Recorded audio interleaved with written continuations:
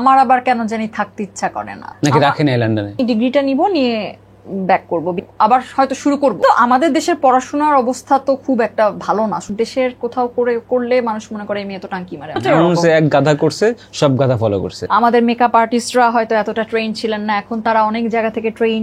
যখন তুমি দেশে আসলা তখন কি মনে হচ্ছে যে নিউজের কিছু চেঞ্জ আসছে আমাদের এখানে? একটা টেলিভিশন চ্যানেলে যে আয়ন টিভিতে কাজ করতাম, এখানে আমি নিউজ এডিটর হিসেবে কাজ করতাম।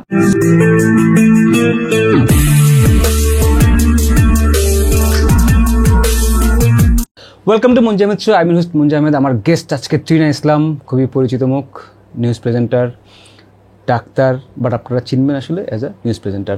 ও লন্ডন ছিল আয়ন টিভিতে, দেন আবার ব্যাক করছে, ঢাকায় আসছে, আবার আমাদেরকে জ্বালাইতে চলে আসছে, আপনাদেরকে জ্বালাইতে চলে আসছে, আপনাদেরকে আবার নিউজ পড়ে পড়ে শোনাবে। Trina, welcome to my show. Thank you so much. You welcome. Thanks for inviting. আরে এনি টাইম। আমাদের ইনফ্যাক্ট অনলাইনে শো করার কথা ছিল, তুমি যখন লন্ডন ছিলা, বিকজ প্ল্যান করেছি এবং সবকিছুতেই আমি স্পয়লার।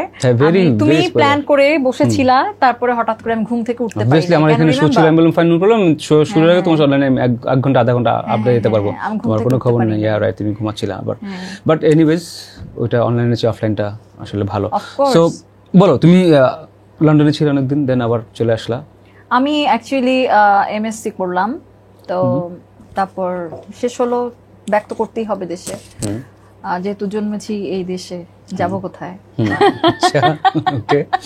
তো অনেকে দেশে আসতে চায় না আসলে, কেউ কিন্তু আসতে চায় না। না, আমার আবার কেন জানি থাকতে ইচ্ছা করে না। নাকি রাখেন এই লন্ডনে? না, বিষয়টা ভালো না। লন্ডনের অবস্থা ভেরি এক্সপেন্সিভ হয়ে গেছে, বাসা পাওয়া যায় না ঠিকমতো, সব সময় এক্সপেন্সিভ। বাট লন্ডন ইজ এখন লাইক লাস্ট 2 ইয়ার্স লন্ডন সব সময় এক্সপেন্সিভ, ইউ নো। মানে আমি এমন একটা জায়গায় ছিলাম যেটা ওয়ার্ল্ডের one of the expensive most country, right? এটা সবসময় এক্সপেন্সিভ ছিল, থাকবে। এখানে যারা স্ট্রাগল করতে পারবে, যাদের মেন্টালি একটা সেট আপ থাকে যে আমি স্ট্রাগল করব, আমি আমার ইগো স্যাক্রিফাইস করতে পারবো, তারা টিকে যেতে পারবে। বাট আমার ক্ষেত্রে জিনিসটা এরকম কিছুই হয় নাই। বাট আমার কখনোই টার্গেট ছিল না আমি ইংল্যান্ডে সেটেল হব, কখনোই না।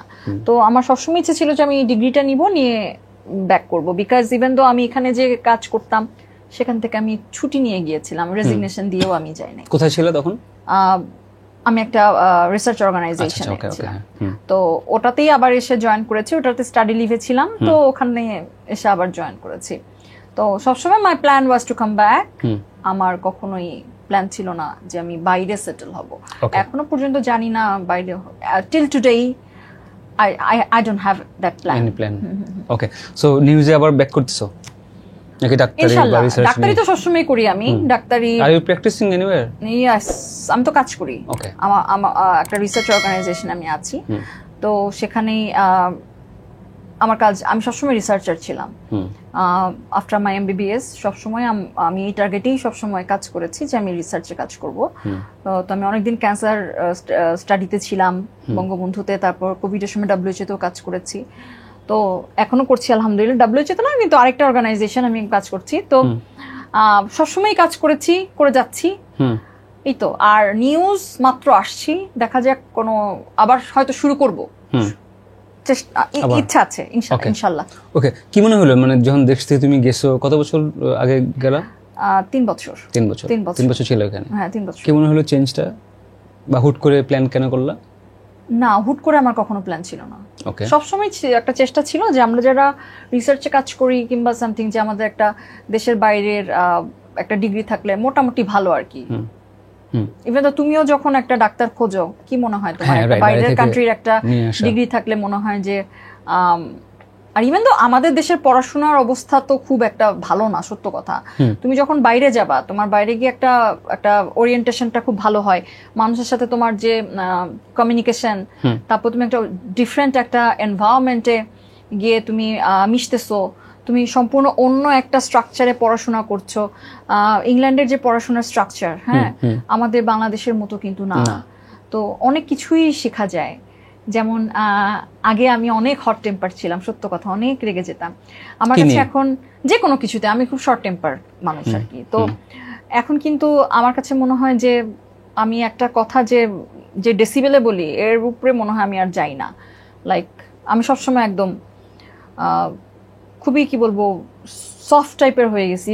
ইভেন দো কয়েকটা জিনিস আমি শিখছি ওইখানে গিয়ে, মানুষের দিকে তাকায় এত সুন্দর করে ওরা বলে আর ইউ ওকে, যে জিনিসটা আমার এখন অভ্যাস হয়ে গেছে। এটা আমি আমার দেশের কোথাও করলে মানুষ মনে করে মেয়ে তো টাঙ্কি মারে আমার সাথে। তুমি কি বুঝছো বিষয়টা? তো ওরা তো অনেক সভ্য জাতি, সভ্য এবং দেখলে একটা হাসি দেওয়া বা একটা সুন্দর গ্রিটিং করে করা, হাসি দেওয়া, একটা গ্রিটিংস করা, are you okay, how are you feeling today, এগুলো ওদের খুব সুন্দর একটা ভাষা, এটাই। রাইট, ওকে। সো তুমি ডাক্তার, রিসার্চার এন্ড সবকিছু নিয়ে বিজি, কিন্তু যখন তুমি দেশে আসলা তখন কি মনে হচ্ছে যে নিউজের কিছু চেঞ্জ আসছে আমাদের এখানে? 3 বছর আগে যেখানে রেখে গেছিল সেখানেই আছে না এখানে একটু চেঞ্জ আসছে? না, আমি তোমাকে একটা খুব সুন্দর পার্থক্য বলি, সেটা হচ্ছে ইংল্যান্ডের সাথে বাংলাদেশের পার্থক্যটা আমি বলতে পারবো। লাইক এখানে আমরা যারা প্রেজেন্টার, আমরা ওখানে শুধুই হয়তো আসি, তারপর নিউজটা দেখে তারপর মেকআপ নিয়ে বসে 2 ঘন্টা মেকআপ নিয়ে এরকম চুলটা উঁচু করে বাঁধি। আই যাও, তোমার সব সময় আমাকে নিয়ে একটা প্রবলেম ছিল। শুধু তুমি নিউজের ম্যাক্সিমাম এখন চেঞ্জ হইছে, একটু চেঞ্জ হইছে। একটা সময় সবাই চুল উঁচু করে বাঁধতো। কি শোনো, বিষয়টা এটা চুল উঁচু করে বাঁধা না, অনেকের চুল ঘন থাকে, একটু পাফ করলে চুলটা একটু ফোলা ফোলা লাগে। বিষয়টা এরকম, এক গাধা করছে, সব গাধা ফলো করছে, ব্যাপারটা এরকম। এবং ওদেরকে প্রিটি লাগতো না মোটেও, খুব বাজে লাগতে যেত। এখন যেরকম সবার ন্যাচারাল চুল, আস্তে আস্তে সবকিছু ডেভেলপড হয় আস্তে আস্তে। যেমন আগে আমাদের মেকআপ আর্টিস্টরা হয়তো এতটা ট্রেন ছিলেন না, এখন তারা অনেক জায়গা থেকে ট্রেনিং করে আসছে। দেখো প্রত্যেকটা জিনিসই কিন্তু কি বলে ইয়ে হচ্ছে, চেঞ্জ হচ্ছে, প্রত্যেকটা জিনিস আপগ্রেড হচ্ছে, প্রত্যেকটা জিনিসে নতুন নতুন ইনোভেশন হচ্ছে। তো তুমি প্রত্যেকটা জায়গাতেই একটা চেঞ্জ পাবা এখন আস্তে আস্তে, সবাই হবে। যেমন আজকে 2025 সালে এখন যা হচ্ছে, 2055 সালে যখন হয়তো আমরা থাকবো না, সেই সময়টা তারও অনেক সুন্দর সুন্দর পরিবর্তন আসবে, হয়তো আমরা তা দেখতে পাবো না। রাইট। ও তুমি যে পার্থক্যের কথা বলতেছিলে, আচ্ছা, সেটা হচ্ছে গিয়ে যেমন ইংল্যান্ডে আমার একটা স্কিল ডেভেলপ হয়েছে, সেটা হচ্ছে গিয়ে আমি সেখানে পড়াশোনার পাশাপাশি ওখানে তো কাজ করা যায়। তো আমি একটা টেলিভিশন চ্যানেলে, যে আয়ন টিভিতে কাজ করতাম, তো সেখানে আমি নিউজ এডিটর হিসেবে কাজ করতাম। এডিটর হিসেবে কাজ করতে ওখানে যে নিয়মটা, সেটা যে এডিটর যেখানে উনি যে থাকবেন ডেস্ক ইনচার্জ ওই দিনের জন্য, সে 16টা ধরে নিলা কন্টেন্ট পুরো রানডাউন বানাবে, প্লাস এই 16টা কন্টেন্টের ভিডিও কন্টেন্টও সে বানাবে, ভিডিওগুলা সেটা প্যাকেজও হতে হবে। হ্যাঁ, তো তুমি ধরে নিলা 17টা কন্টেন্ট বানানো, রেডি করা, প্লাস প্যাকেজ বানানো। আমি অ্যাডোব প্রিমিয়ারে কাজ শিখেছি। সো এখন হচ্ছে গিয়ে লাইক আমি এখন একটা ডেস্কেও কাজ করতে পারবো, মানে আমি একটা রানডাউন বানাইতে পারি। আমি এখন ধরে নিলা এখন একটা প্যাকেজ বানাতে পারি। অ্যাডোব প্রিমিয়ারে কাজ পারা, এটা কিন্তু মেয়েদের জন্য, এটা শুধু মেয়েদের নয়, অনেকেই হয়তো কাজ পারে না, কারণ ফোনে মোবাইল জার্নালিজম জিনিসটা কি যেন আছে, হোয়াট এভার ইট ইজ। তো সেখানে আমি একটা সুযোগ পেয়েছি আলহামদুলিল্লাহ। এবং আমি বলবো যে আমাদের ওখানে বেঙ্গালি কমিউনিটিতে আয়ন টিভি তো অনেক ভালো করছে। এবং আমাদের যে সিইও ছিলেন আতাউল্লাহ ফারুক ভাই, and I am very grateful to him. আমি তো ডক্টর ছিলাম, তো ধরে নিলা উনি আমাকে সেই সুযোগটা দিয়েছিলেন যে ডেস্কে কাজ করে, এবং উনি একজন ট্রেনারও আমাকে দিয়েছিলেন সাথে, যে ট্রিনা বি দ্য এডিটর। আমি সেখান থেকে এডিটর হয়েছি, প্রেজেন্টার তো সবসময় ছিলাম আমি অলওয়েজ। তারপর পাশাপাশি ওখানে অনেক বড় বড় ইভেন্ট হয়, কিন্তু আমি সেখানে ইভেন্ট হোস্ট করেছি।